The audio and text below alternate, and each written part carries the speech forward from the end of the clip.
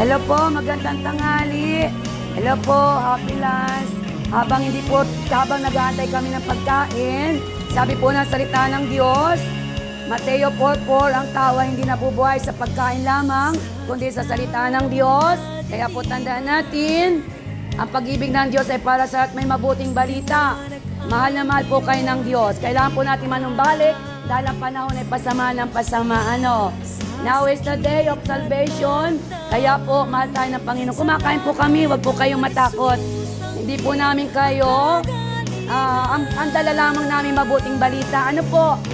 Naghintay po kami na kakain, nagugutom po. Ay habang nag-aantay, ay di nag-share na po ako, mabuting balita po ha.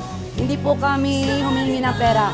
Habang naghintay po, dinaginan ko lang kayo na mahal kayo ni Lord ha. Salamat po, John 3:16. Mapalad po yung nakakarinig na salita ng Diyos. Mahal na mahal po kayo ha, ng Diyos. Pagpalain mo po ang Jollibee, marami pang customer, at pagpalain mo po sila spiritual, physical, bawat bagay ng buhay nila, pagpalain mo po.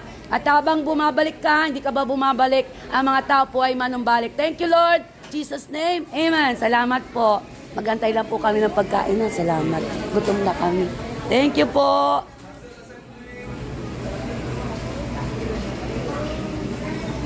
Ate Chi. Yan. Salamat po. Thank you, Lord. Kami po ay nagbahagi ng salita ng Diyos. Amen. God bless everyone.